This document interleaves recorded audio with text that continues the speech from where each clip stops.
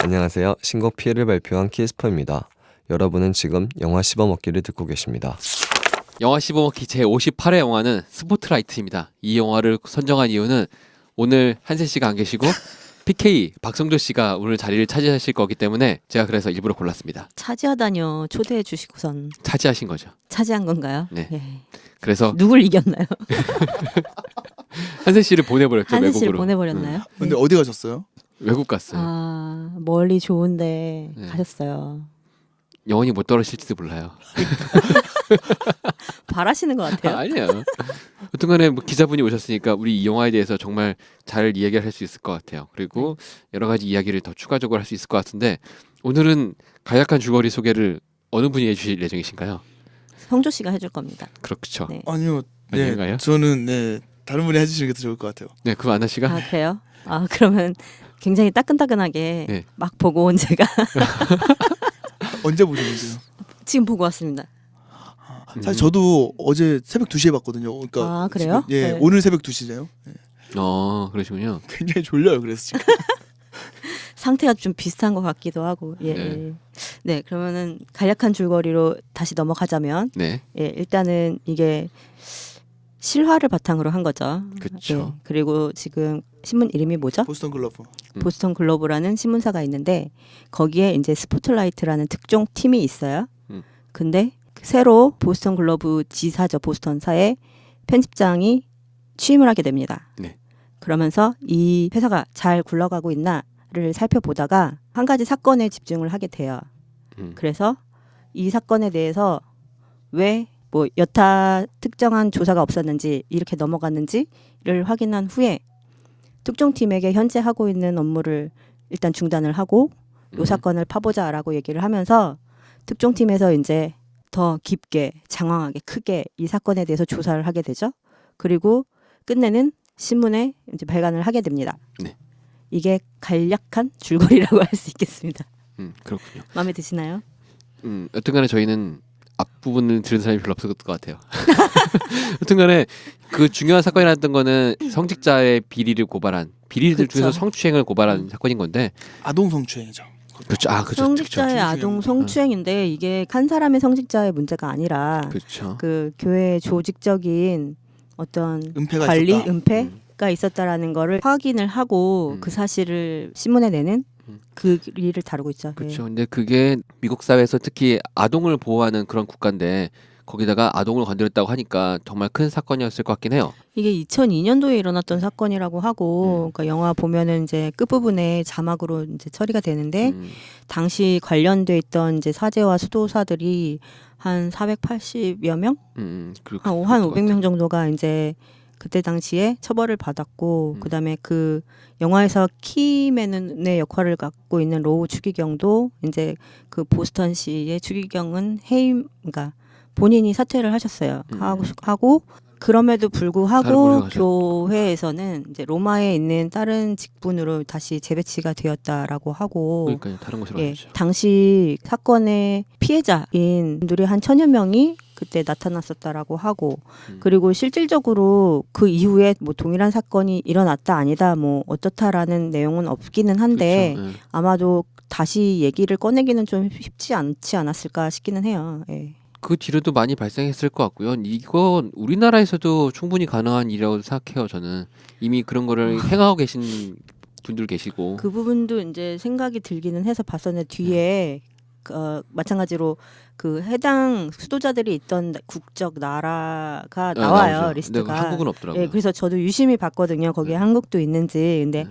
아마 조사 대상에 포함이 안 된 것뿐이지 네. 그건 알 수 없는 일일 것 같아요. 근데 사실 이제 이거는 이 영화에 대해서 우리 얘기를 할 때 이게 되게 조심해야 되는 부분이기는 해요. 맞죠. 예. 왜냐하면 어떤 종교권의 문제고 그리고 그것에 대해서 어떤 법적 판단이나 어떤 그거의 진위성 여부, 그러니까 그 이후에 어떤 처리 문제에 대해서는 영화도 언급하지 않고 있고 영화의 그 주제도 아니고, 그렇죠. 그리고 사실 저희가 그 부분에 대해서 이렇게 얘기할 수 있는 영역은 아니죠. 그죠. 예, 그리고 오히려 굉장히 조심스러운 부분인 거고, 그리고 그 이제 가톨릭 쪽에서 바티칸에서도 이 영화에 대해서는 일단 굉장히 호평을 했어요. 그러니까 바티칸 기관지에서 이제 이 영화를 얘기를 한 게 있는데 오히려 성범죄 생존자의 목소리를 그렇게라도 들려줄 수 있어서 굉장히 좋은 영화였다고 이제 반가톨릭 영화는 아니다라고 얘기를 하고 그 얘기는 뭐냐면 이 영화 자체가 다루고 있는 게 어떤 기자들의 이야기 그리고 기자들의 그런 어떤 성역으로 분류되는 것에 접근할 때의 이야기가 핵심인 거지 네네. 종교의 얘기가 핵심이라고 보지 않았다고 봐요. 그렇죠. 그래서 얘기인 건데 언론의 목적이 현재 기자라고 분께서 생각하시기에는 뭐라고 생각하신가요? 사실 그게 이 영화에서 되게 중요한 부분이 맞는 것 같아요. 근데 제가 먼저 좀 말씀드릴 게 있는데 제가 기자라는 이름을 달고 뭐 계속 직장 생활을 하고 있지만 네. 기자가 모든 기자들이 우리가 기자라는 타이틀을 쓸 때 모든 사람들이 다 그렇게 탐사 보도를 하고 현장에 나가 있는 건 아니잖아요. 그렇죠. 그래서 당연하죠. 네. 특히나 저는 이제 현장에서 뭐 가열차게 취재를 하고 이런 것보다는 주로 글을 쓰는 데에 집중하는 쪽의 일을 하고 있기 때문에 이런 영화에서 보여지는 굉장히 운동력 있는 그런 모습의 기자 생활을 하고 있지는 않아요. 근데 네. 여튼 신문사 안에 있으니까 네. 그리고 기자들의 생활이라든지 이런 거 좀 가까이에서 보니까 음. 그냥 그 정도 측면에서만 말씀을 드릴게요. 제가 이제 네. 흔히 생각하는 기자의 모습은 아니라는 걸 미리 좀 예, 전제해 예, 놓겠습니다. 그 언론의 역할에 대한 딜레마가 여기서 굉장히 중요하게 나와요. 네. 제가 볼 때는 이건 사실 이제 저도 여러분들한테 좀 묻고 싶은 부분인데 네. 영화에서 언론사의 현실에 대한 얘기가 좀 나오거든요. 그렇죠. 기억나세요? 네. 그- 초반에도 좀 나오고. 예. 그러니까 사실 그 부분을 참 잘 깔았다고 생각을 하는데 2002년 일이라고 네. 했었잖아요. 네. 그 영화에 나오는 것처럼 인터넷으로 이제 보는 사람들이 점점 늘어나기 시작하고 하고 신문사들의 경쟁이 심해지면서 감언이 시작되고 신문사들이 점점 작아지고 막 이런 시기예요.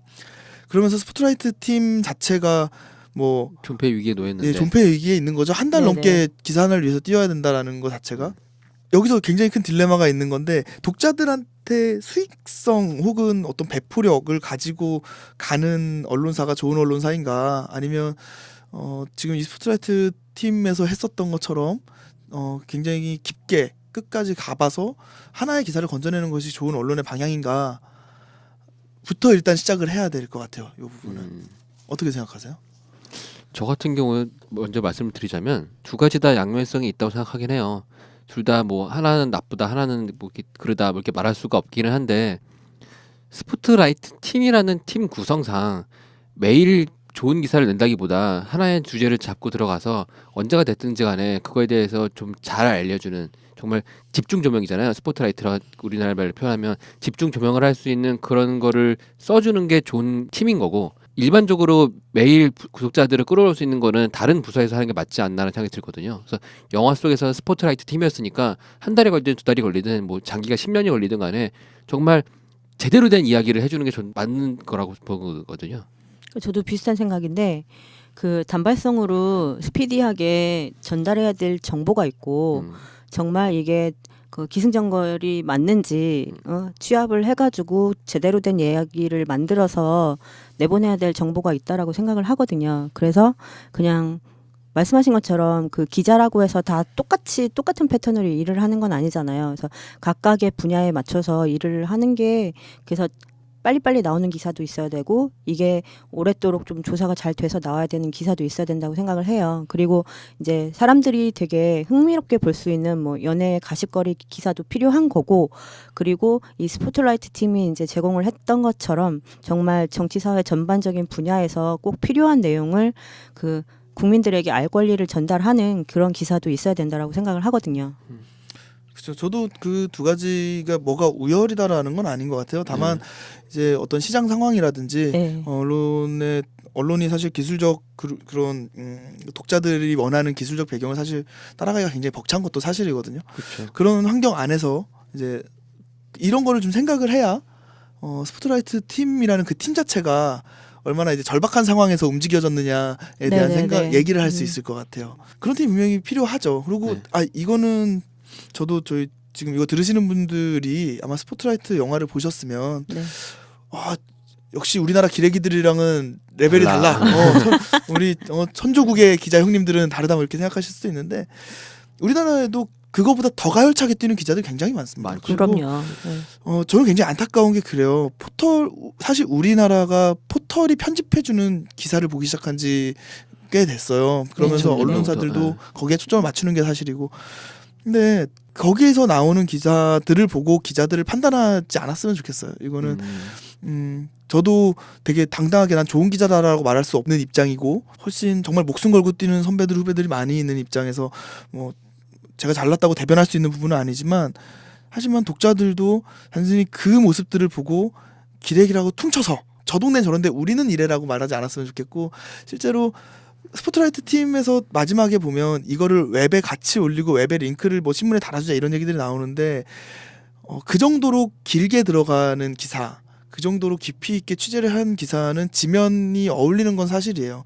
만약에 거기 보면 이제 그 편집된 거 나왔을 때 전면에 들어가잖아요. 네. 그렇죠. 그 정도 분량이면 보통 한 5,000자 정도 될 텐데 포털뉴스에서 사실 소화할 수 없는 분량이에요. 그렇죠. 그래서 온라인에서 그런 것들을 많이 접하지 못하시는 거고 독자분들이 그 과정에서 인터넷에서만 기사를 보시는 분들이 섣불리 그런 언론 환경에 대해서 너무 지나치게 비난하시지는 않았으면 좋겠어요. 물론 그 비난의 뜻이 무엇인지 알고 더 좋은 기자들이 더 많아야 된다는 거는 저도 공감하는데 가끔 너무 지나친 비난이 있는 것도 예. 사실이거든요. 근데 아마도 이제 현장에서 체험을 하시다 보니까 지금 그렇게 말씀을 주시는 것 같은데 사실 일반 독자의 뭐 대부분이 그렇게 생각을 하는 건 아니거든요. 그리고 이제 저희가 독자의 입장에서도 이 기사가 정말 좋은 기사인지 아니면 정말 취재도 하지 않고 그냥 나와 있는 예고편 몇 줄로 기사를 쓴 건지는 판단이 서요. 사실 그 정도로 명확하게 진짜 기레기라고 불릴 만한 기사를 쓰는 분들이 계시기는 있어요. 하거든요. 네.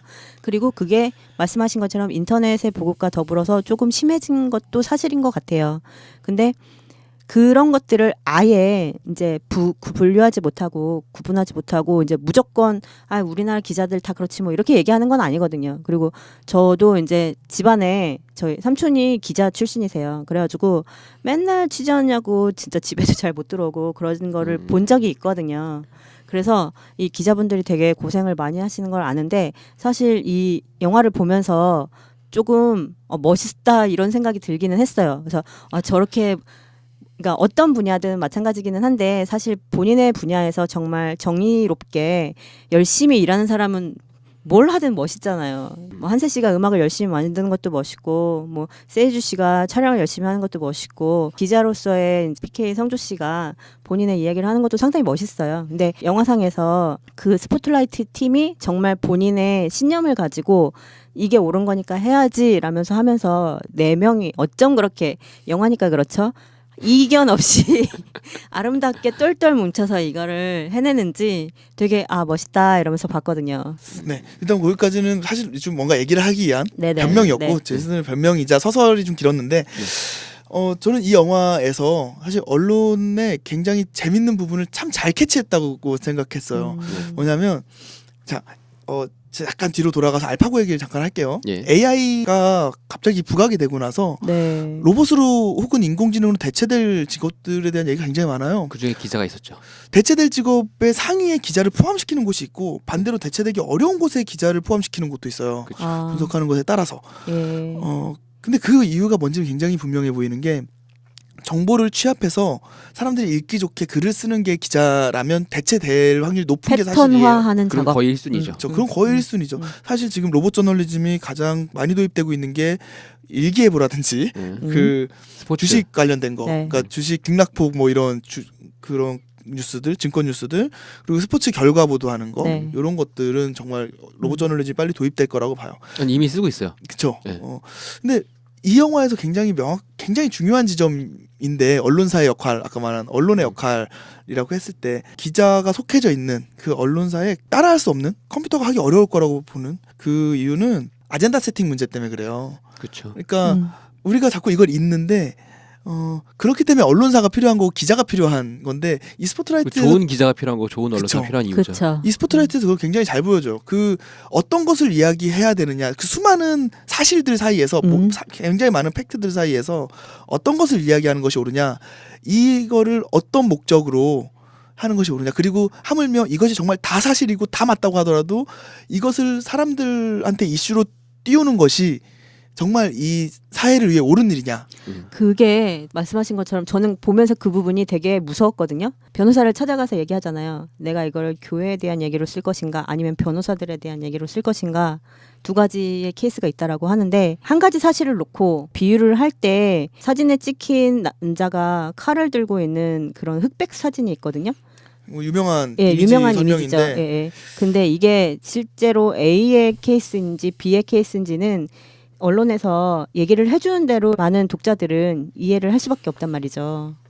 그걸 어떤 면에서 보면 일부를 은폐하고 일부를 속인다라고 볼 수도 있는데 네. 그건 또 조금 다른 문제예요. 왜냐하면 인터넷 시대가 아무리 지면에 무한정이 됐다고 해도 결국 사람들한테는 소위 이제 언론계 용어로 야마라고 하는 결국 뭘 토픽으로 삼느냐에 그쵸. 따라서 그 정보를 똑같이 나열한다고 해도 달라지거든요. 근데 그렇죠. 문제는 그거를 판단하는 게 기자와 언론사의 역할이라는 거예요. 스포트라이트는 그 지점에서 굉장히 많은 고민을 해요. 그러니까 네. 여러 가지 측면에서 많은 고민을 하는 모습을 보여주고 그 과정에서 얼마나 기자들이 인간적으로 힘들어하는지 인간적으로 많이 그것들을 고민하고 자기 개인의 문제마저도 사실은 넘어서야 되는 판단을 해야 될 때도 있다는 걸 보여주는 거. 그래서 저는 이 보스턴 글로브지에서 네. 실제로 이 영화에 대해서 자기네 얘긴데 기자를 영웅으로 만들지 않아서 좋다. 그 평가를 했거든요. 되게 짧게 아. 평가했어요. 그냥 뭐 되게 박수 쳐주고 이런 것도 아니고 지네 얘긴데 저도 공감해요. 그러니까 영웅으로서의 기자가 아니라 우리나라에서 언론사 다루는 영화들 보면 막 기자들이 되게 영웅이고 아니면 되게 괴이한 사람들이고 이렇게 나오잖아요. 기자들도 왜냐면 직업만 기자고 기자 일을 네. 하지 않는. 그쵸. 직업만 기자고 언론사에서 연애하고 예. 근데 사실 기자들도 월급을 받아서 밥을 벌어먹는 네, 직장인들이거든요. 그리고 다 자기 사생활이 있고 거기서 음. 영화에서처럼 누군가는 정말 어떤 별거 하면서 갈등을 가지고 있는 상황일 수도 있고 그럼에도 불구하고 일을 해야 되는 상황일 수도 있고 어떤 사람은 자기가 이 기사를 내므로써 내 주변 사람들이 슬퍼할 걸 알고 있는 사람도 있고 그렇죠. 어떤 사람은 취재 과정 중에 내 환경을 포기해야 되는 오히려 내가 지금 가지고 있는 것들 버려야 되는 내 가족한테 위험하다고 말을 해줘야 되는데도 못 하고 있는 상황도 있고. 그죠. 예, 예. 그런 모습들. 그러니까 실제로 기자들의 삶이 그런 거거든요. 굉장히 인간적인 모습들. 그래서 저는 이 영화가 그걸 정말 현실감 있게 다뤘다고 봐요. 저는 이 영화에 대해서 또 느끼는 게 영화 속 표현 방식이 다른 영화들과 다르다고 볼 수는 없긴 하겠지만 말씀하신 것처럼 담백하게 잘 표현했다고 생각했었어요. 하나의 주제를 갖고 나서 기자들이 그런 걸 하는 거지만 깊게 파고 들어가면서 표현을 해주는 건데 많은 것들을 이야기하면서 많은 것들을 이야기 못하는 것들이 생기잖아요. 의도적으로 뺄 수도 있지만 표현할 수가 없어서 혹은 이야기들 장가지가 너무 많아지면 주제가 명확하지 드러나지 않으니까 지워버리는 것들이 있는데 그런 면에서 보면은 기자들의 일상생활들을 잘 다뤄내고 기자들의 사생활적인 표현도 짤막하게는 다뤄주면서 그것들 일부 다 지원했단 말이에요. 예를 들어서 마크 러팔로의 부인이 누군지 모습이 나오지도 않았고 그리고 여러 가지 주변 사람들의 모습들이라든가 그 아이 때문에 고민했던 사람 같은 경우도 부인하고 아이들 보여주진 않았잖아요. 물론 네. 촬영했다 편집할 수는 있겠지만 그거 똑같은 거거든요. 나오긴 나왔어요. 차 타는 장면 한 장면. 아 그렇구나. 어쨌든 그런 것들을 편집하는 것도 기사 쓰는 거가 똑같은 건데 결과적으로 편집을 하면서 이것들을 어떻게 표현하냐가 취재 과정을 촬영을 보면 기사를 편집하면서 어떻게 과연 독자들이나 관객들한테 표현해 줄까 그리고 어떻게 하면 잘 의미를 전달해 줄까를 고민하는 가장 큰 장면들이 표현됐다고 생각하거든요. 그리고 저는 이 영화 이제 좀 너무 무거운 분위기였던 것 같으니까 소소한 재미들을 좀 알려드리면 그 영화 보시면 네. 언론 신문사 안에서 사람들이 셔츠를 입고 이 팔을 한 두 번 정도만 걷어도 굉장히 팔이 짧아 보이게 셔츠를 입고 다닙니다. 기억나실지 모르겠는데 네. 모든 남자들이 다 그러고 다녀요. 네. 근데 실제로 언론사에서 그러고 다닙니다. 진짜요? 왜냐면 타자를 많이 치기 때문에 맞아요. 소매가 밑에까지 내려와 있으면 되게 불편해요. 걸리적거려요. 맞아요. 네. 예, 그래서 딱 타자 칠 수 있는 만큼만 한 두 번 정도만 걷어가지고 그러고 앉아 있어요. 실제로 그런 장면들이라든지 저도 회사에서 그러고 있거든요. 지금도 팔 길이 비슷하게 돼 있는데 딱 요 정도 길이잖아요. 그냥 팔꿈치 아래, 손목 위 이 정도. 그런 장면이라든지 또 실제로 그런 자료를 막 모으고 어떤 그거를 분석하려고 취합하고 이런 과정에서 정말 그렇게 해요. 거기 보면 명부 같은 거 쭉 보면서 네, 하나씩 네. 엑셀로 옮기고 있잖아요. 네. 예, 정말 똑같이 그렇게 해요.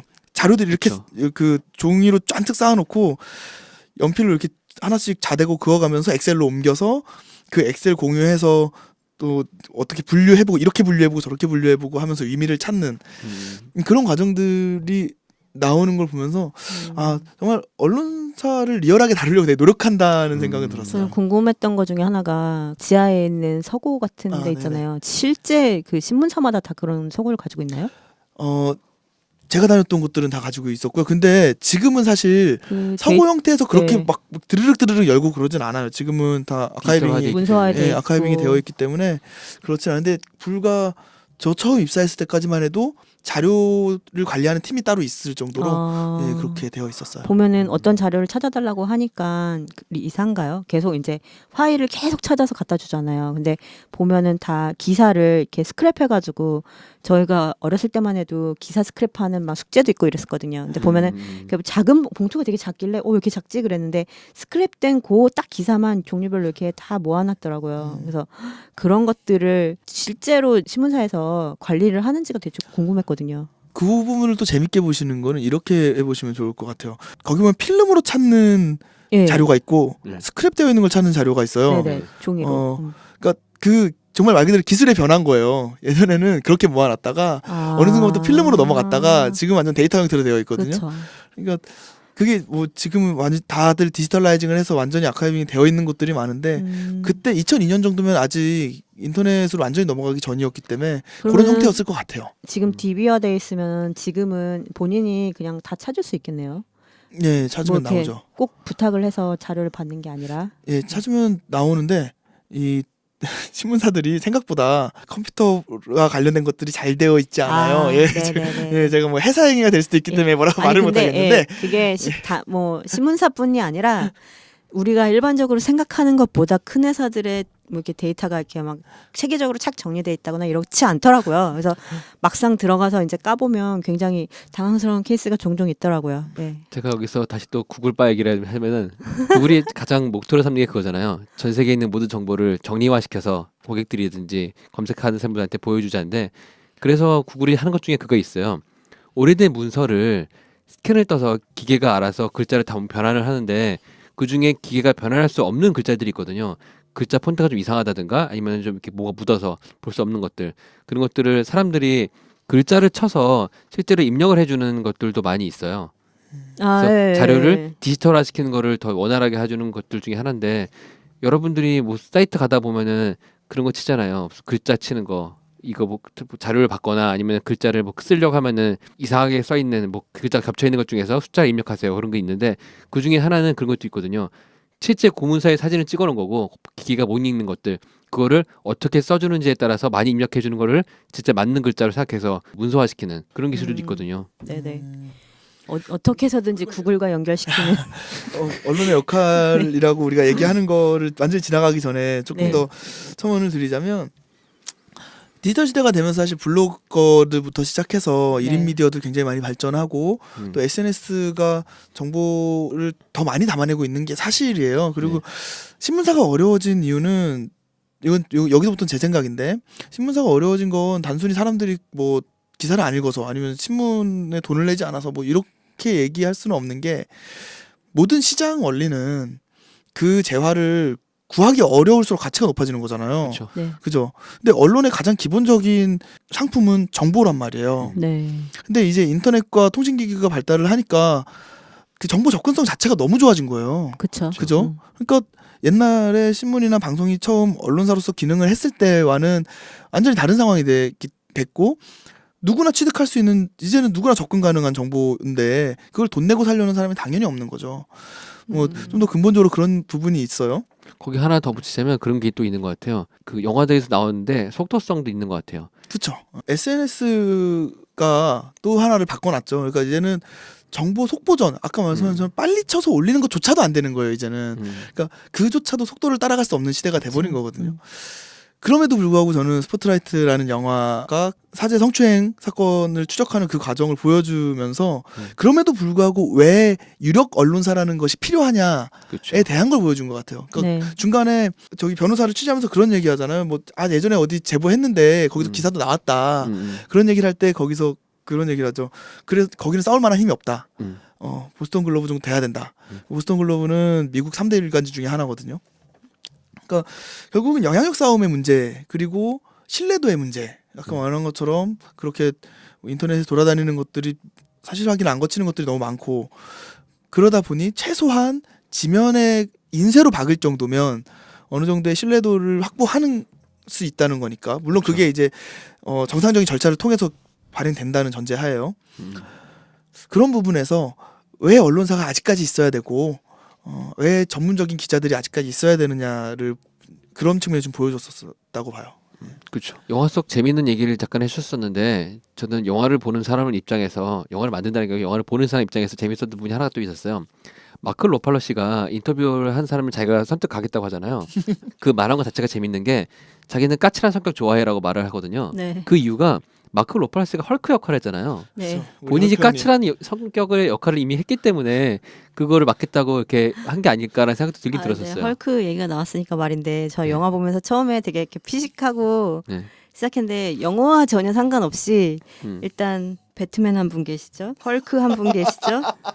그리고 레이첼 맥아담스도 사실 옛날 이렇게 드레스 입고 나오는 이런 영화에 되게 잘 어울려요. 그렇죠. 그래서 그런 모습도 있고 베런 역할을 하신 분이 예전에 뱀파이어로 그렇지. 나오셨던 분이에요. 그래서 그 분장을 하고 한 자리에 다 모여 있는 그 장면을 한번 생각을 해보니까 혼돈의 영화이다. 너무 재밌는 거예요. 그러면서 순간 아 내가 요새 히어로물을 너무 많이 봤구나. 당분간 좀 보지 말아야겠다. 약간 이런 생각이 들더라고요. 한세 씨 때문이죠. 아니죠. 아니에요. 저 세이주 씨 때문이에요. 저 사실 때문이죠. 그거는 한세 씨보다 세이주 씨가 훨씬 좋아하는 것 같아요. 그렇죠. 근데 마이클 키튼 씨 얘기하자면 더 웃긴 게 이분이 거기 나오지 않았어요? 버드맨? 버드맨도 나왔죠. 그쵸. 네. 버드맨에서는 웃긴 게 자신이 슈퍼 히어로임에도 불구하고 슈퍼 히어로를 까고 있잖아요. 그렇죠. 그러면서 영화 속에 나오는 슈퍼 히어로들도 이렇게 비난한단 말이에요. 네. 근데 본인이 그거를 또 비난할 수 있는 위치인 기자가 돼가지고 됐어요. 또 그런 거 표현하는 것도 상당히 재밌는 것 같아요. 그리고 사실 그 기자들이 그 외모에 신경을 잘 많이 안 쓰시잖아요. 쓰는 기자들도 많아요. 그래요? 그것도 약간 판타지예요. 아, 근데 정말 이거 영화를 되게 멋있게 만들었다고 얘기를 한 게 이상적으로 생각하는 기자의 모습으로 연기를 좀 다 해주신 것 같아요. 그리고 근데 여기 나오는 분들이 잘생기고 다 이쁘고 하니까 그런 거지. 그렇기도 하고 하는 행동이라던가 지금 생각이라던가 이렇게 보여지는 부분들이 굉장히 정의롭고 이상적인 부분들이에요. 그래서 그렇죠. 팀원이 막 욱해도 그거를 이렇게 그냥 받아치고 뭐 유머러스하게 한마디 던질 수 있고 그러는 팀장이라던가 아니면은 뭐 출근길에 러닝을 하고 와가지고 땀 흘리면서 휴일에 출근해서 일을 한다던가 아니면은 팀장이 뭐라고 했을 때 그거를 동등한 입장에서 같이 받아칠 수 옆에서 있고. 옆에서 동료가 너 그래 맞아 너도 그래 그러고 딱 이렇게 딱 쳐준다는거나 아니면 퇴근길에 이제 집에 가가지고 서로 너 오늘 힘들었지라고 이렇게 위로해주고 뭐 이런 거라던가 되게 정말 이상적인 그 꼭 기자가 아니어도 직장 생활을 하면서 저런 동료와 같이 일한다면 정말 일할 맛 나겠다 싶은 그런 팀이거든요. 실제로 어떤가요? 아니 근데 직장 생활은 다 비슷하죠. 네. 예, 직장 생활은 다 비슷한 거 방금 말씀하신 것처럼 어떻게 보면 그거는 기자들의 이상적인 모습이라기보다는 직장에서 팀에서의 네, 모든 맞아요. 직장의 팀에서의 이상적인 모습이잖아요. 팀워크라는 게 정말 크거든요. 사실 그 직장 생활을 힘들어하시는 분들이 사람이 힘들어서지 일이 힘들어서는 아니에요. 맞아요. 뭐 일이 떨어졌다고 뭐 스포트라이트 팀도 마찬가지지만 한 달짜리 뭐 몇 달짜리 프로젝트가 생긴다고 해서 그게 막 내가 너무 힘들어 막 이런 게 아니거든요. 근데 같이 일하는 사람이 내가 이렇게 힘듦을 알아주고 또 이제 같이 도닥도닥하면서 그건 내가 할게라고 나서는 사람도 있고 한다면 정말 일할 맛 나겠죠. 근데 옆에서 진짜 어느 하나가 계속 이렇게 반대로 나가는 사람이 있어요. 그리고 무시를 한다거나 아니면 이렇게 독선적으로 나간다거나 그런 사람이 하나 껴있으면 그 팀은 진짜 모두 힘들어지는 거거든요. 저는 여기서 또 그 정말 이걸 직장 생활, 직장에서 팀으로서 그렸다고 생각했던 게 그 이 사람들이 사실 어떤 정의감을 가지고 했다고 하기에 좀 애매한 부분이 있어요. 그러니까 그냥 잘리지 일이 않기 위해서 자기 일을 한 것뿐인 예, 것도 그냥 있죠. 일이에요. 일단은 처음은 일로 시작한 거죠. 그냥 이 일이 떨어졌으니까. 예. 뒤에도 제가 볼 땐 그냥 일이에요. 네. 예, 그냥 일을 하죠. 왜냐하면 그 뒤에 보면 기사 쓰면서 야 이거 형용사 요거 하나 빼. 그리고 뭐 네, 네, 여기에는 뭐 넣고 기사 이렇게 편집해. 그게 이제 밖에서 보실 땐 어떻게 볼지 모르겠지만 정말 그냥 하나의 상품을 만드는 과정 같은 네. 거잖아요. 근데 그 기사가 나가고 저는 그 이제 엔딩으로 가는 그 이제 거의 정리수순에 가는 그 장면이 되게 인상 깊었는데 레이첼 맥아담스가 할머니한테 그 기사를 보여주고 할머니가 굉장히 힘들어하는 걸 눈앞에서 보잖아요. 네. 본인의 어떤 믿음에 흔들림이 있는 그걸 보게 되고 저희 팀장은 자기 부정을 이제 공개적으로 하게 되잖아요. 자기가 예전에 이걸 덮었었다라고 얘기하는 어떤 그런 풍파를 겪은 결과물이 딱 나왔는데 그러나서 그 다음날 멀쩡히 출근해요. 예, 그거에 뭐 기사로 뭔가 대단한 일이 벌어져서 막 환호하는 것도 아니고 막 제보가 들어온다고 해서 역시 우리가 옳았어 이러는 게 아니라 그냥 일하죠. 아무렇지도 않게 그냥 그 사무적으로 가서 장면 전화 되게 받죠. 마음에 들었어요. 예. 근데 딱 그게 현실이잖아요. 우리가 영화 만들 때도 영화 나왔다고 해서 뭐 영화에서처럼 영화 하나 내서 막 대박이 나서 감동적으로 눈물 흘리고 이런 거 아니잖아요. 없어요. 예, 그냥 전혀 없어요. 편집 끝나면 자 이제 배급을 어떻게 할까 이러고 있는 거지. 예. 저는 그 부분이 정말 마음에 들었어요. 네. 그렇게 끝나는 게. 그렇죠. 아 그리고 그 부분에 대해서 또 첨을 하자면 사실 저는 내부에 사건을 자꾸 덮으려고 하는 반대하는 인물이 하나쯤 있어서 나중에 약간 추리물이나 의혹을 가지고 이런 식으로 해서 누군가 한 명을 지목하고 그 사람이 제가 대표적으로 이 사건을 무마시킨 사람이야라고 찍고 나올 줄 알았어요. 약간 근데 그런 의심을 받는 인물이 한 분 계시긴 계시죠. 예, 네. 계속 있었죠. 그래서 그 사람을 계속 의심하면서 네. 봤는데 끝에 네가 그때 팀장이었잖아라고 얘기를 하더라고요. 그래서 네. 순간 이렇게 한 대 탁 맞은 것 같은 느낌? 근데 그 사람이 막 자의로 일부러 이걸 없앤 것도 아니고 그때 내가 인수인계 받느냐고 너무 정신이 없었어. 그러고서는 되게 민망해하고 하면서 그리고 그때 당시 이제 또 얘기해준 편집장의 말은 사람은 누구나 그런 순간이 있다. 불이 딱 켜졌을 때 이제 밝아버튼 것 같은데 너만이 아니라 우리 다가 그렇다라고 얘기해주고 그냥 끝내잖아요. 거기서 더 그쵸. 이상 아무 얘기도 하지 않고 그래서 그 부분이 와 싶으면서 되게 인상적이었어요. 그거는 연출적인 입장에서 보면 한 명의 그 범인으로 볼 수 있는 인물을 만들어 놨으면 긴장감이 살아요. 이제 네. 커피인 그쵸. 것 같아요. 네. 그러면서 영화가 그 실화를 다루고 있다고 치면 내용을 다 아는 내용인데 거기서 반전을 줄 수가 없단 말이죠. 알고 봤더니 그 사람들이 실제로 그런 게 아니야라고 할 수 있는 것도 아니고 그러니까 반전을 주기 위해서 이 주인공 마이클 키튼이 사실은 내가 그걸 덮었던 원흉이었어가 그 반전이 아닌 반전이 되는 거거든요. 반전이죠. 예. 네. 의도적으로 했다고 봐야 되겠죠. 그래서 저는 이 영화 되게 좋았던 게 좋았던 게 정말 많아요. 정말 굉장히 세부적으로 많은데 성폭 그러니까 성범죄 피해자가 아니라 그거를 하는 사람들 성범죄 생존자라고 표현한다는 것에서 맞아요. 이 영화의 스탠스가 딱 보이는 거예요. 네. 맞아요. 이 영화가 얼마나 사람 자체에 대해서 애정을 가지고 있는 영화냐가 딱 보여졌었고 이것도 결국은 할리우드 영화이기 때문에 플래시백에 대한 유혹이 있었을 것 같아요. 그쵸. 그 범죄에 대해서 그러면 네. 사실 이제 세이주 감독도 아시겠지만 확 땡길 수 있거든요. 그러니까 어떤 긴장감이나 그게 속도 자체를 확 땡길 수 있는데 단 한 번도 플래시백을 쓰지 않잖아요. 맞아요. 네. 근데 오히려 증언자 중에 약물을 했다고 딱 여기 이제 주사바늘 저희 네. 팔에 주사바늘이 딱 보여지는 장면인데 그 장면에서 확 이입이 되더라고요. 아, 저 피해자들 정말 생존자들의 힘들었겠구나. 마음에, 얼마나 네. 힘들었을까가 확 이해가 되더라고요. 맞아요. 정말 그런 아주 세세한 부분들이 참 좋았던 영화였어요. 초반에 제가 언론의 목적에 대해서 얘기했었는데 언론의 목적 중에 하나도 그게 있는 것 같아요. 틀을 만들어주는 거를 언론이 해야 한다고 보거든요. 제가 계속 말을 하긴 하는 거기도 하고 똑같은 말인데 위안부 할머니 분들을 위안부 할머니라 부르는 건 저는 정말 반대하거든요. 성노예 피해자라 부르는 걸 원해요. 왜 그러냐면 누구를 위한 위안인지도 모르겠지만 이 영화를 보면서 느낀 것도 하나는 그분들을 성노예 피해자 중에서 생존자라 부를 수 있기도 하거든요. 그죠. 이게 더 직접적으로 진짜 말씀 그대로 인간적으로 다가오는 것 같아요. 근데 그 부분은 포장하지 않고. 그 부분은 원래 성노예로 써야 되는 게 맞다는 학계의 그 지적이 있었어요. 네. 그래서 근데 그 지금 위안부 단체들과 네.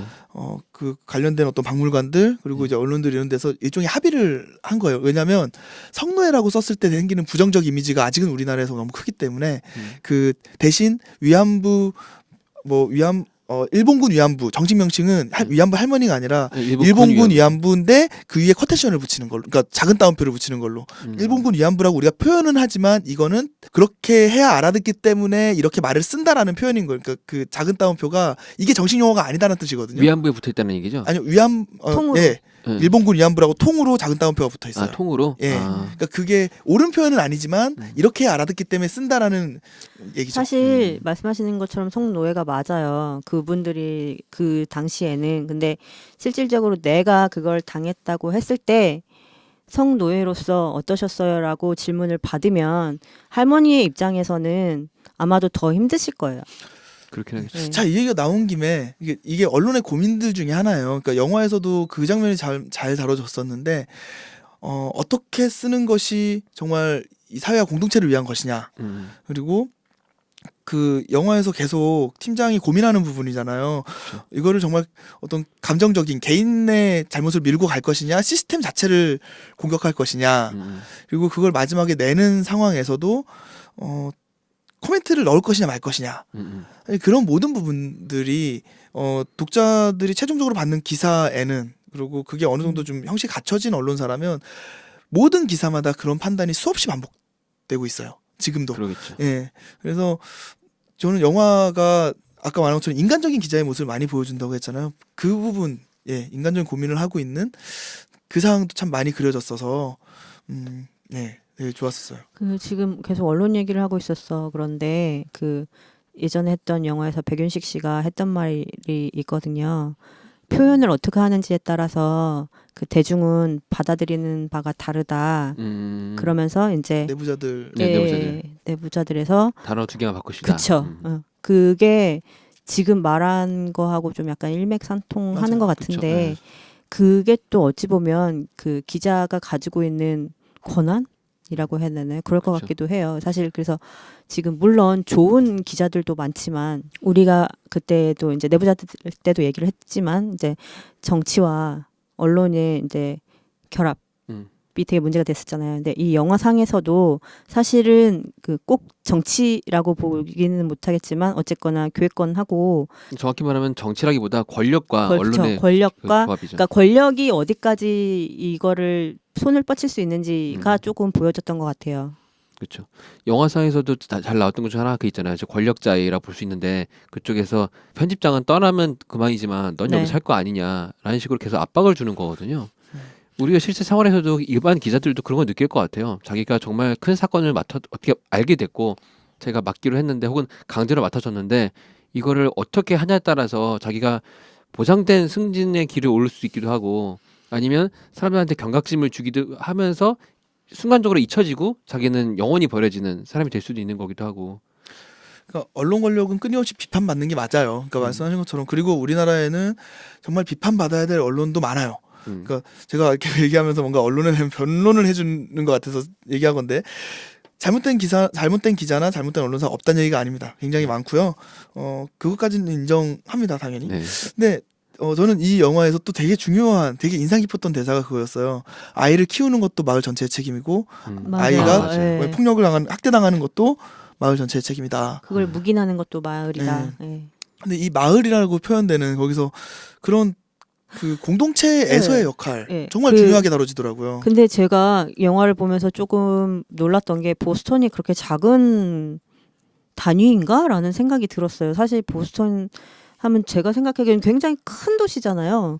근데 보스턴 안에서 보스턴에 살 거니까 보스턴에서 그 홈, 타운 약간 이런 단어를 계속 쓰더라고요. 그래서 아 여기 또 지역 사회가 이렇게 되게 어마무시하구나 약간 이런 거를 느꼈거든요. 근데 그거는 약간 미국적인 차이도 있긴 있는 것 같아요. 그 미국 문화인 것 같아요.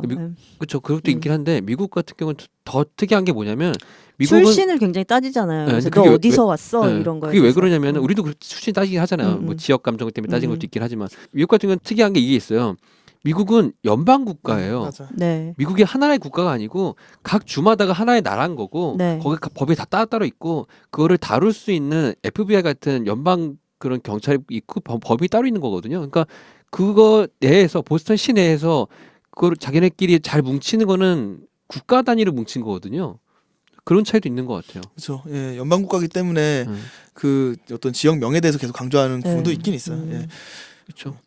우리 같은 경우는 공동체 의식이 요즘에 많이 결여된 것 같아요. 이거는 어떻게 보면 교육할 때도 마찬가지인 것 같아요. 한 반의 아이들끼리 친해진다기보다 자기가 어떻게 하면 옆자리에 앉아있는 애를 누르고 올라갈 것인가에 대해서만 가르치는 것 같거든요. 근데 저는 그 부분은 조금 다르게 생각하는 게 예. 결국 공동체를 위하는 마음은 저는 다 비슷할 거라고 생각해요. 그러니까 인간이 기본적으로 사회적 동물이기 때문에 그쵸, 자기의 사회성의 근간을 깨트리고 싶어하지는 않을 거라고 보거든요. 그렇죠. 근데 이게 이 영화에서 나오는 딜레마예요. 그 공동체를 위해서 소수자를 배제하더라도 다수의 행복을 할 것이냐, 아니면 정말 어떤 소수자의 진실을 밝힐 것이냐, 혹은 또 보는 거에 따라서 아까 그 성적에 대한 부분도 정말 다른 시각에서 보면 엘리트 몇 명이 공동체를 이끌어가는 것이 좋다라고 판단할 수 있는 거죠. 그렇죠. 그러니까 그거 자체가 공동체 의식의 어떤 결여라기보다는 여러 가지 폭넓은 스펙트럼이 있을 수 있는데 그게 이제 너무 우리나라 같은 경우엔 어떤 경쟁과 엘리트주의로 너무 치우쳐져 있다고 지적할 수는 있으나 공동체의 문제라고 하긴 좀 애매할 것 같아요. 엘리트 얘기해서 하는 얘기인데 소수의 엘리트 한두 명이 모든 거를 바꿀 수 있다는 거는 우리나라에서도 많이 증명되고 있긴 하잖아요. 예를 들어서 서울시장이라든가 성남시장 한 분이 전 국가적으로 끼치는 영향을 따져보면 대단하거든요. 영화상에서도 마찬가지죠. 편집장 한 명이 내려와서 스포트라이트 팀을 어떻게 변화시키는 건지에 잘 표현돼 있어요. 제가 너무 그쪽 영화에 심취해 있나 봐요. 그래서 그 편집장도 계속 의심스러워요? 계속 그 유대인이라는 걸 되게 강조하잖아요, 영화상에서. 그래가지고 제가 혼자 막 추측을 했어요. 의심을 하건데 저 사람이 어렸을 때 어느 지역에서 이제 성직자에게 피해를 당한 피해자 중에 한 명이어서 이 사건에 이렇게 집착을 하고 이 마을에 그 편집장으로 올 찰나에 이 사건에 대해서 저렇게 파헤치려고 하는구나. 약간 그거를 계속 가지고 영화를 봤어요. 굉장히 중요한 지점이라고 맞아요. 생각해요, 저도. 왜냐면 거기 중간에 이제 대사에도 외부자들이 필요한 사건이 있어라고 이제 얘기를 하잖아요. 근데 이제 이분들이 철저하게 스포트라이트 팀도 다 넌크리스천이고 넌크리스천이거나 아니면 현재는 노크리스천이에요. 현재는 넌크리스천이거나 아니면 형식적으로 성당만 가거나 그러니까 기본적인 신앙이 바탕이 되어 있는 건 아니잖아요. 그리고 게다가 편집국장은 유대인. 이다. 그러니까 이게 크리스천과 유대인의 관계는 어느 정도 좀 상상이 되실 텐데 사실 어떻게 보면 좀 이교도처럼 그쵸. 생각하는 사람들이거든요. 그리고 영화상에서도 계속 간간히 등장하는 내용 중에 하나가 지금 계속 핍박받던 그 변호사인 게러비 디언인가요? 그 처음 나온 변호사, 처음 만났던 변호사도 까칠하고 정신없는. 까칠하다고 하는 그 변호사도 본인은 이 동네 사람이 아니라 이방인이기 때문에 더 많이 힘들었다. 그러면서 헐크한테 에큐메니언이라고 그러죠. 너도 이방인이니? 막 이러면서 얘기를 하는 장면이 있잖아요. 포르투갈 사람이고. 그래서 난 포르투갈 사람인데 그러면서 또 아무렇지 않게 얘기를 하기는 하는데 그러면서 자꾸 이 보스턴 안에 있는 그 원래 그 원조들과 그다음에 그 외의 사람들에 대해서 자꾸 대립각을 알게 모르게 만드는 것 같더라고요. 이게 감독님의 의도였던 것 같기는 한데 어찌 보면 그냥 모두가 편리하게 알 수 있는 내용을 조금 이렇게 약간씩 조미를 한 게 아닌가 약간 그런 생각이 드네요. 근데 이제 거기서 이런 부분도 좀 생각해 볼 수 있어요. 만약에 어떤 여론전을 펼친다고 쳐보세요. 그러면 저 가톨릭 쪽에서 이제 그걸 방어한다라고 하면 의도적으로 그렇게 매도할 수 있는 거예요. 그쵸. 그러니까 충분히 저들은 가능하죠. 교회에 한 적이 없고 게다가 유대인 편집국장이기 때문에 그럴 수 있다라고 이제 얘기가 나오면 오히려 역풍이 부는 거거든요. 그쵸. 그러니까 이제 그 과정에서 더 고민이 될 수밖에 없는 거예요. 이게 진실이 있는데 이거를 이대로 쓰는 것을 게다가 이 팀이 이렇게 쓰는 것이 맞을 것이냐 사실 그것도 또 판단의 문제인 거거든요. 맞아요. 그리고 또 중간에 이제 다른 사람들이 얘기하는 과정 가운데 영적 학대라는 얘기가 나와요. 피해자 인터뷰 중에 생존자 맞아요. 인터뷰 중에 신체적 학대이기도 하고 성적 학대이기도 하지만 자신이 믿고 있었던 그 신의 사제가 자신을 이렇게 만들었다라고 하는 것에서 자기가 영적 학대를 당한 거다라고 얘기를 하는데 이것이 공개됨으로써 사실 더 많은 가톨릭 신자들이 그 상황을 겪을 수 있거든요. 그렇죠. 그래서 진실이라고 말할 때 아니면 진실이라는 말은 저도 별로 좋아하지 않는데 사실 사실밖에 없는 것 같아요. 어떤 사실을 우리가 그렇게 공론화한다고 했을 때 지금 우리가 인터넷에서 얘기되고 있는 것보다 훨씬 고민할 지점이 많고 훨씬 더 신중해야 되는 부분이고 그게 생길 수 있는 여러 가지 피해 유형들이 단순하지 않을 수 있다는 거예요. 그러니까 여기서는 이제 딱 보도가 나고 거기서 끝났지만 사실 그 뒤에는 그 기사로 인해서 굉장히 많은 파장이 있었을 수도 있다고 봐요. 그렇죠. 있었겠죠, 물론 당연히. 사실 저희가 굉장히 이제 좀 언론과 네. 그 좀 표현에 대해서도 굉장히 진지한 얘기를 많이 하고 있는데 네. 혹시 오해하실 수도 있을 것 같은데 게다가 아카데미 작품상이고 이러니까 맞아요. 재밌습니다 영화. 맞아요. 그러니까 사실 지금 이런 얘기들을 다 차치하고도 그냥 어떤 일종의 추리물 비슷한 장르 영화라고 생각하고 봐도 재밌어요. 그렇죠. 기본적으로 저는 그럴 거라고 생각을 하고 보다가 끝에 아하 이러고 끝나는데 기본적으로 편집의 리듬감도 굉장히 좋았죠. 빠르고 좋았어요. 예, 굉장히 네. 좋고 그런 화면화 앵글의 아주 작은 부분들까지 굉장히 꼼꼼한 영화여서 예, 이런 거 전혀 생각 안 하고 보셔도 재밌습니다. 그렇죠. 지금 근데 하나 얘기- 궁금한 거 그게 예. 있어요. 저기 녹음 직전에 성준 씨랑 저랑 둘이 얘기했었는데 이게 과연 아카데미에서 작품상을 받을 만한 영화인가에 대한 얘기도 했었거든요. 아, 왜 그러냐면 이 영화가 좋은 점이 상당히 많고 나쁜 점은 저 생각에 딱히 많지 않은 것 같아요. 근데 그래도 불구하고 과연 작년 한 해 미국에서 상영됐던 영화 중에서 이게 최고의 영화인가를 따져보면 솔직히 그렇지만은 않은 것 같아요. 마치 레버넌트로 디카프리오가 나무주연상을 탔지만 레오나르도 디카프리오 인생의 최고의 연기가 레버넌트는 아니거든요. 그죠. 응. 그래서 그런 것 같은데 제 생각에는 제 감이 이제 제 추측컨대 아카데미 상을 받은 이유는 아카데미가 요즘에 갖고 있는 여러 가지 차별주의라든가 뭐 그런 것 때문에 이걸 선택하지 않았나도 상당히 강한 것 같아요. 네. 이번 올해 아카데미는 좀 그걸 컨셉으로 잡았던 것 같아요. 그쵸. 우리 그 레오 형님이 상 받은 것도 그렇고 그렇죠. 예, 어떤 여러 가지 면에서 약간 스텝을 조금 옮겨볼까 하는 그 뉘앙스를 주는 것도 있지 않았을까. 어떻게 보면 아카데미도 권력자인 거잖아요. 그럼요. 영화를 뒤로 흔들 수 있는 영화들이 대부분 미국에서도 11월, 12월에 개봉을 많이 해요. 그 이유가 아카데미를 노리고 그때 개봉을 했으면은 상을 더 받을 수 있는 게 있으니까 한 건데 고정돼 있는 그리고 이제 변화를 겪지 않는 그런 권력들은 부패할 수밖에 없는 것 같아요. 변화가 힘들잖아요. 변화가 많이 있으면 또 안 되기도 하는 것기도 하고 네. 그런 거 보면 그쪽에서 문제가 없을 수가 없는데 지금까지는 우리가 그게 큰 의식을 못 하고 있다는 얘기죠. 그래서 더 언론이 더 중요한 것 같아요. 제가 말했던 언론의 목적을 처음부터 계속 얘기했던 이유 뭐냐면 제 생각에 언론의 목적은 이런 권력자들을 감시하고 비판하기 위해서 존재한다고 생각하거든요. 그렇기 때문에 이 언론이 타락하면 더 안 되는 거고 영화를 이렇게 바꿀 수도 있어요.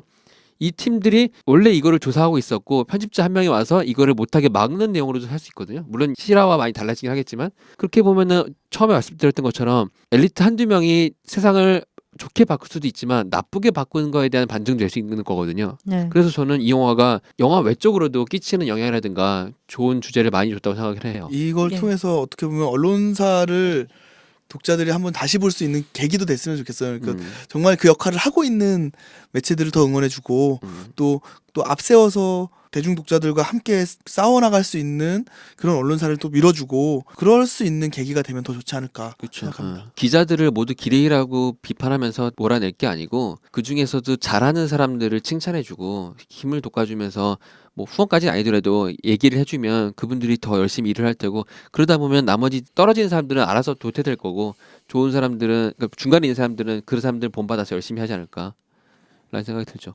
아카데미에서 상 주는 것도 그런 거잖아요. 이 영화 잘 만들었으니까 나머지 열심히 해서 이 정도 수준에 올라와야 돼. 그래서 전반적으로 지금 우리나라 영화 시장도 많이 성장을 해서 솔직히 옛날에 비했을 때는 정말 잘 찍잖아요.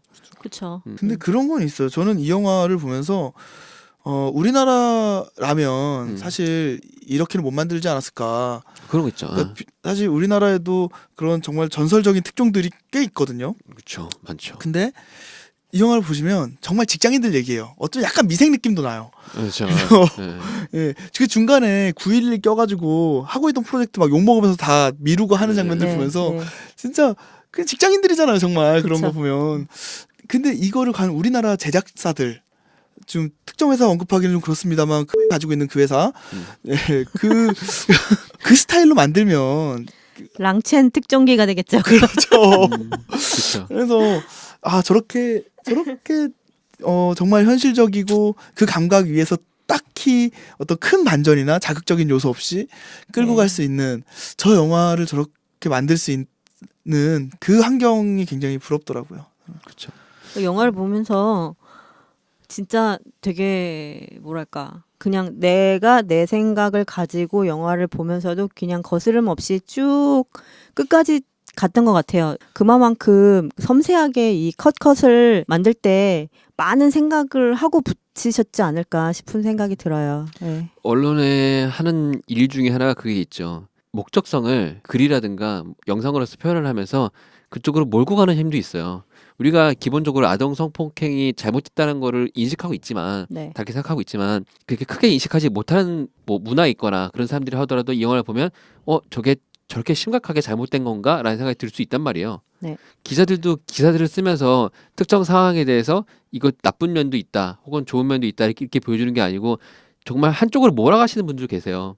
아 근데 여기서 또 이제 나오는 것 중에 아까 이제 언론이 그렇게 뭔가를 하나를 몰고 간다, 일종의 하나의 목적성을 가진다. 그러니까 저는 일단 동의하는데, 그리고 특히나 저는 언론사가 그동안 지켜왔었던 기계적 중립이라는 게 지금의 언론사를 망치고 있다고 생각하는 사람이라서, 그렇죠. 그 프란치스코 교종께서 말씀하셨던 것처럼 사실 고통받는 사람 앞에서 중립이라는 건 존재할 수 없다라고 그렇죠. 예. 생각하거든요. 네. 사실 언론도 비슷한 스탠스에 있어야 된다고 봐요. 네. 근데 이제 그런 것 중에서 우리나라는, 그러니까 우리 사회는, 우리나라뿐만이 아니라 우리가 살고 있는 사회에는 어디나 억울한 사람들이 있고 약자가 있고 지켜봐야 하는 것들이 있어요. 그러니까 사실 이 부분은 독자들도 좀 같이 논의돼야 될 부분인데, 굉장히 신경 써야 될 부분들이 굉장히 많단 말이에요. 어디는 환경 문제가 있는 거고, 어디에는 인권 문제가 있는 거고, 어디는 또 경제적 문제가 있고, 경제적 차별이 있어요. 근데 결국 그거에 대해서 어떤 그 민의를 모아서 함께 저 부분을 좀 지켜보자라고 제안하는 것도 사실 언론이 하는 일이에요. 그렇죠. 예, 맞아요.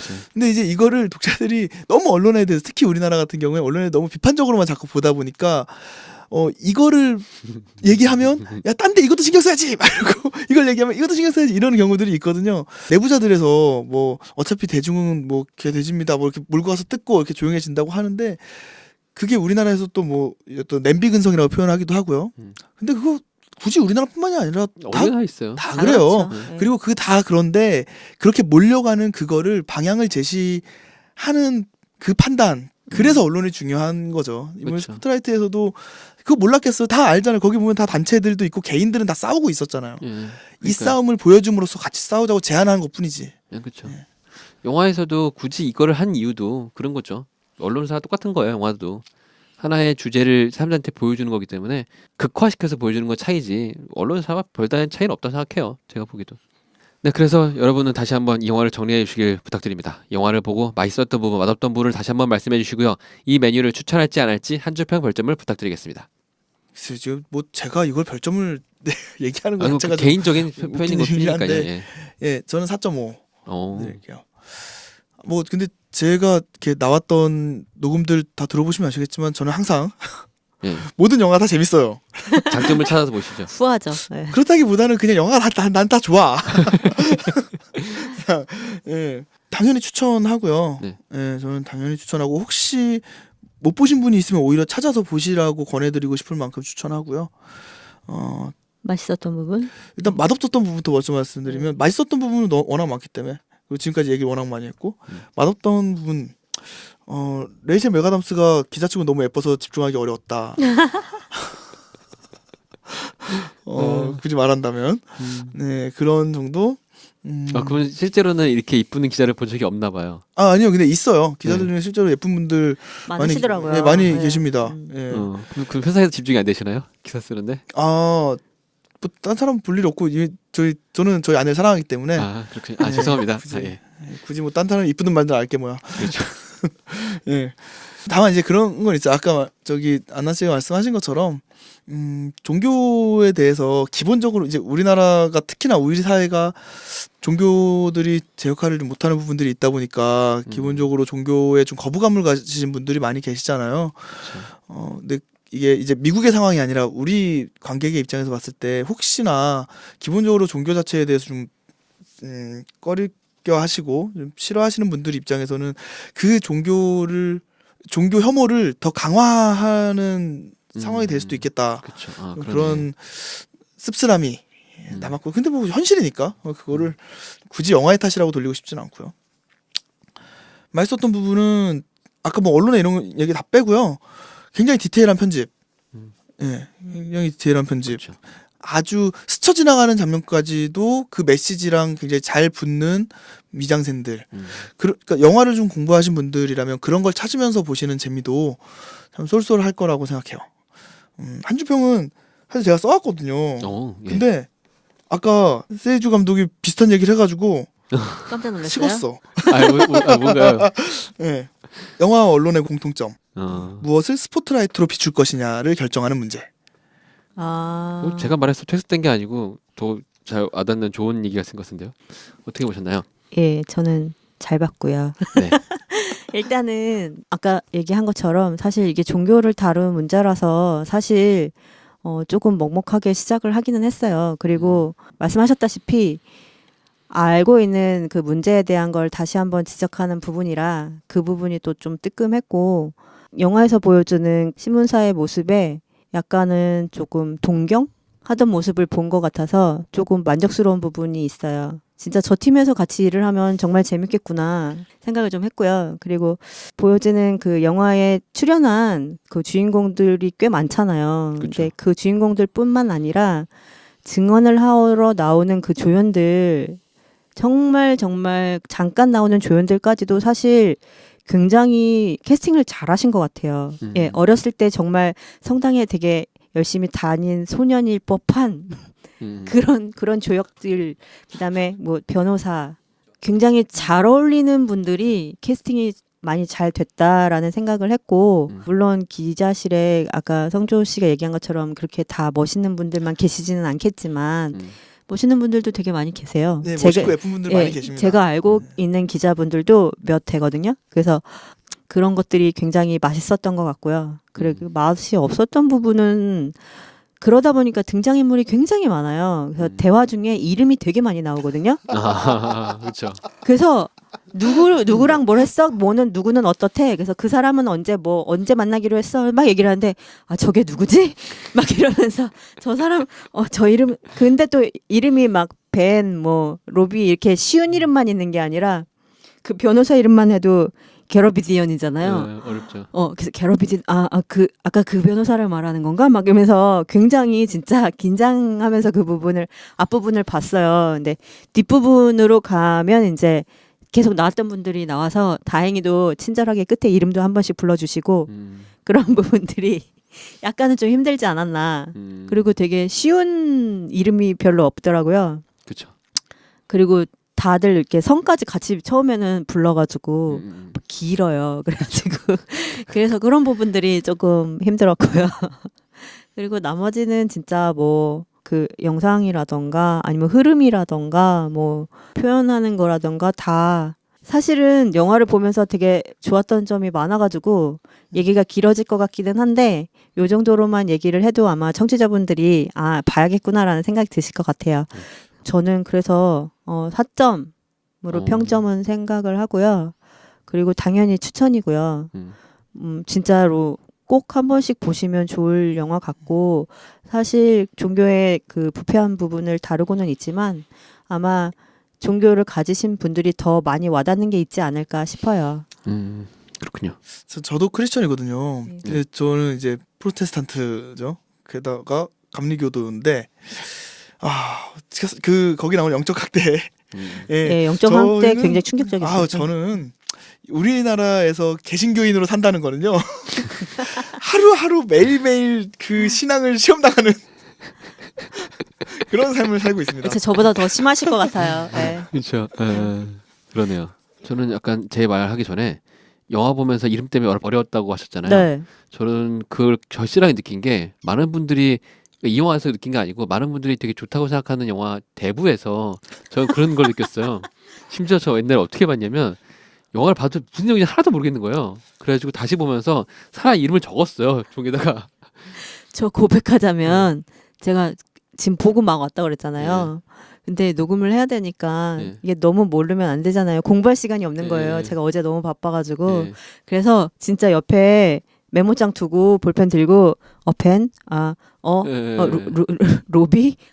사샤? 그러니까. 이 변호사 얘랑 무슨 관계지? 뭐 어떤 신부님 이름까지 다 적고 어떤 신부 무슨 바바라 수녀가 어떤 신부한테 소개시켜줬고 막 이거를 지금 그거를 막 그리면서 보다가 앞부분에서 막 열심히 보다가 에라 모르겠다 그러고 이제 끊었는데 뒷부분엔 다행히도 많이는 안 나오더라고요. 예. 제가 대부를 볼 때 이렇게 봤어요. 그 이름을 동글 마리오를 적고 이 사람이 어떤 사람 이렇게 적어놓고 이름이 너무 어려워요. 이탈리아 사람들 이름. 제가 그랬었습니다. 저는 보면서 이 영화를 맛있었던 점을 먼저 말씀드리자면 정말 어려운 소재인데 힘들지 않게 잘 다뤄냈다. 안나 씨가 말씀하셨죠. 네. 힘들지 않게 잘 다뤘다는 게 되게 좋았었고 그리고 반전을 준답시고 막 이렇게 내용을 비틀거나 뭐 함정을 만들지도 않아서 상당히 좋았었고 중간중간 재미있는 장면을 넣어가지고 영화 전체적으로도 처지지 않게 잘 표현했다고 생각이 들기도 하고요. 근데 뭐 맛이 없던 점은 뭐 영화 자체에서 뭐 크게 바란 점이 없어서인지도 모르겠는데 뭐 딱히 뭐 나쁘다고 한 것도 없었던 것 같아요. 전반적으로 봤을 적에 정말 무난하게 좋게 재밌게 네. 잘 만들어낸 것 같아요. 맞아요. 네. 그러니까 딱히 거슬리는 게 없다는 건 딱히 네. 튀어나온 부분이 없었어요. 아예. 맞아요. 네. 음악이 뭐 하나 튄 것도 아니고 네. 무슨 화면이 딱 튀게 나오는 것도 아니고. 그러니까요. 그렇다고 진짜 뭐 플래시백이 있어서 자극적인 뭔가를 보여준 것도 아니고 정말 무난했기 때문에 뭐 별로 맛이 또 없던 점도 말하기가 없는 것 같아요. 그래서인지 모르겠지만 저도 이 영화는 상당히 추천이고요. 정말 많은 분들이 보셨으면 좋겠어요. 종교가 있든 없든 간에 네. 언론사의 모습이라든가 우리 현재에서 굴러가는 사회가 어떻게 구성되는지에 대해서도 그리고 뭐 말했지만 뭐 팀원 간에 어떻게 꾸려져야지 정말 좋은 팀인가라는 고민도 해볼 수 있는 영화이기 때문에 추천이고 저는 별점 한 4점 주고 싶어요. 그리고 한 줄 평을 말씀드리자면 이렇게 말씀드리고 싶네요.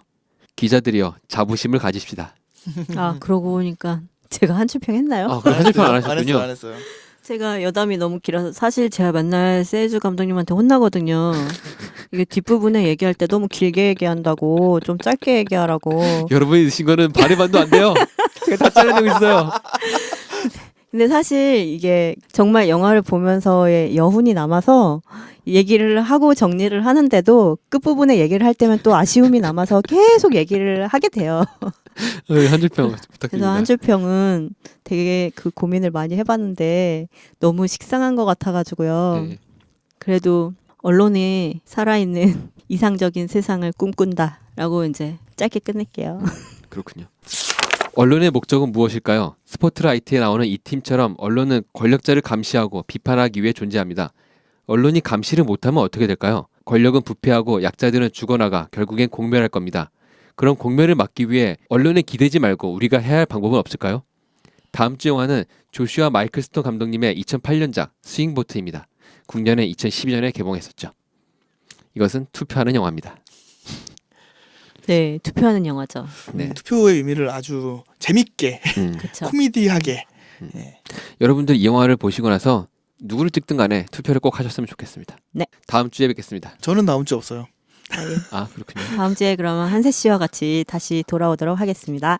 본 방송의 발언은 진행자들의 개인적인 의견일 뿐, 이 영화에 대한 보편 절대적인 평가가 아님을 밝힙니다. 영화 씹어먹기위원회는 영화는 시대에 따라 상황에 따라 개인의 차이에 따라 모두 느끼는 바가 다름을 인정하며 그 차이를 존중합니다.